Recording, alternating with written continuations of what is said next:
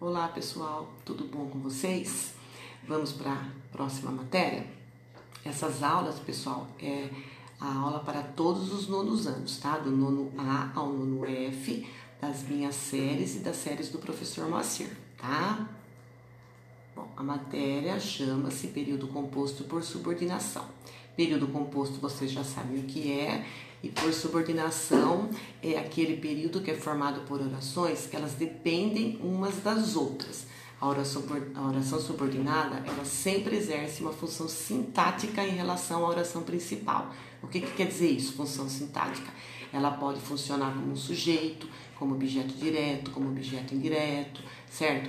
Com relação à oração principal. Vou explicar mais para frente com detalhes, tá? A oração subordinada, ela pode ser substantiva, adjetiva ou adverbial. Nós vamos começar pelas orações subordinadas substantivas. O que vem a ser isso?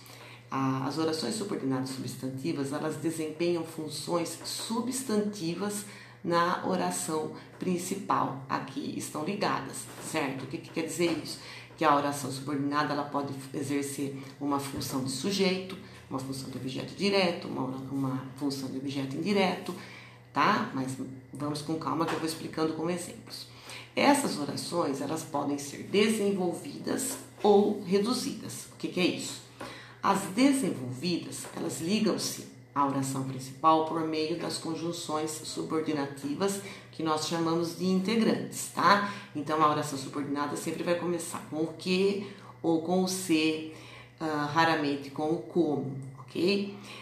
São elas que introduzem as orações subordinadas substantivas, que vão funcionar, como eu já disse, né? Repetindo como sujeito, objeto direto, objeto indireto, predicativo, complemento nominal ou aposto da oração principal, tá? As orações reduzidas, elas apresentam o verbo no infinitivo e podem ou não ser encabeçadas por preposição. Mas nós não vamos trabalhar com reduzidas nesse momento, tá? Nesse primeiro momento, somente com as desenvolvidas. Agora a gente vai aos nomes das orações subordinadas substantivas. Isso que quer dizer classificação. É o nome que elas recebem de acordo com a função que elas exercem, tá? Então, subjetiva. Quando que a oração subordinada substantiva é subjetiva? Quando ela vai funcionar na oração como sujeito do verbo presente na oração principal. Então, eu coloquei 3 regrinhas aí para ajudar vocês, né? O verbo na terceira pessoa do singular. Então, coloquei alguns exemplos aí. É bom, será necessário, é conveniente e tal. Quando os verbos se apresentarem na voz passiva sintética ou na voz passiva analítica, que a gente já aprendeu lá no ano passado. Lembrando que é a terceira pessoa do singular do verbo ser. Vocês sempre esquecem disso, nunca acham o verbo na oração. Então, lembrem-se disso, ok? Vamos ao exemplo. É óbvio que todos seremos aprovados. A primeira oração é óbvio, a segunda que todos seremos aprovados. Período composto formado de 2 orações. A principal é óbvio.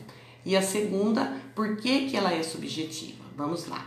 Vamos lá na oração principal achar o sujeito dela. Tem sujeito essa oração? É óbvio. Tem algo expresso aí que pratique a ação do verbo? Não tem. Então, é óbvio. O que é óbvio? Que todos seremos aprovados.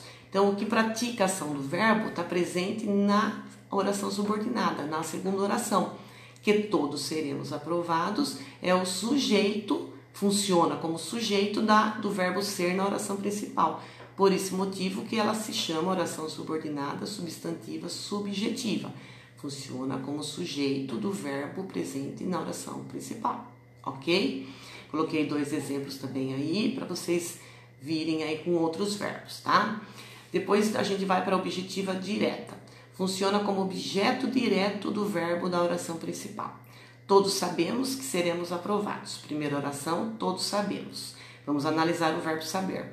Se eu falar assim para vocês, todos sabemos, não fica faltando uma informação? O verbo saber, ele precisa de um complemento. Então, ele é um verbo transitivo direto, porque ele pede um complemento. Então, quem sabe, sabe de alguma coisa, certo? Que seremos aprovados é o que completa o sentido do verbo, não é? Presente em forma de oração, certo? Então, ele funciona, que seremos aprovados, funciona como objeto direto do verbo saber presente na oração principal. Só que como ele vem em forma de oração, então aí a gente chama de oração subordinada, substantiva, objetiva, direta, porque é em forma de oração, ok? Agora a gente vai para a objetiva indireta. Funciona como objeto indireto do verbo presente na oração principal. O professor gosta de que nos esforcemos sempre. Oração principal, o professor gosta. Verbo gosta. Então, se eu falasse, o professor gosta, não falta alguma coisa? Não precisa de um complemento? O complemento está presente na segunda oração. Gosta de alguma coisa, né? De que nos esforcemos sempre. Perceberam que o verbo gosta, ele pede uma preposição, né? Tá aí a preposição de. Gosta, gosta de algo, gosta de alguém. Quando o verbo pede a preposição, ele é um verbo transitivo indireto. Então, a segunda oração, subordinada, de que nos esforcemos sempre, funciona como um objeto indireto do verbo gostar, presente na oração principal.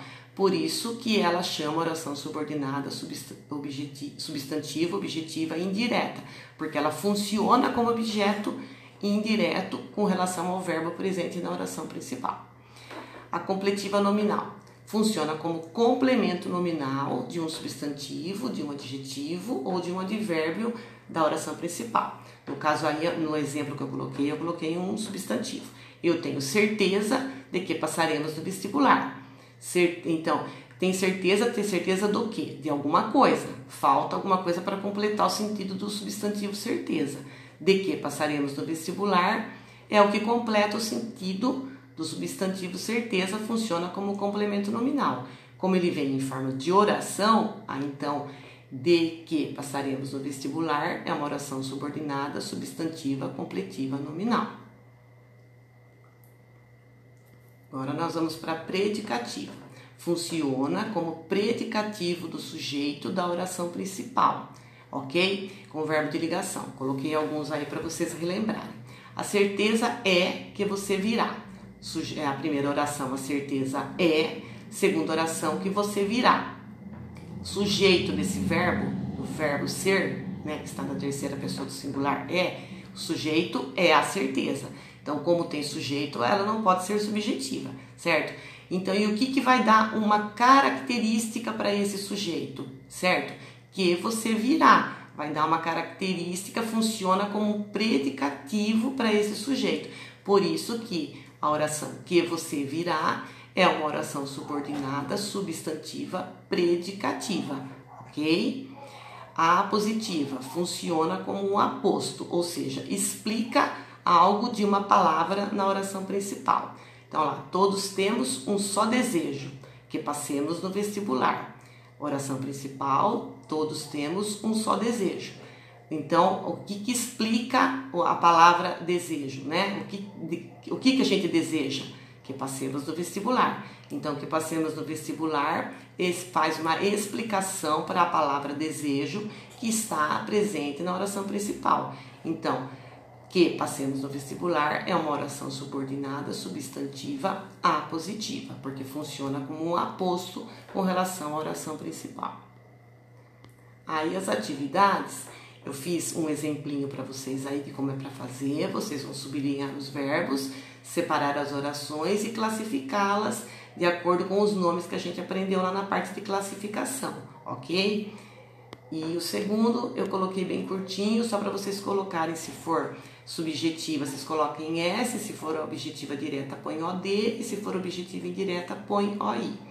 Aí, gente, tentem fazer, eu sei que vocês são capazes, que vocês conseguem, certo? Vão prestando atenção no exemplo e na minha explicação, mas em caso de qualquer dúvida, entre em contato com o coordenador Tobias, que daí a gente vai fazer um plantão de dúvidas para sanar todas as dúvidas de vocês. Eu dou alguma revisãozinha se for preciso nesse plantão, exercícios de reforço, ok?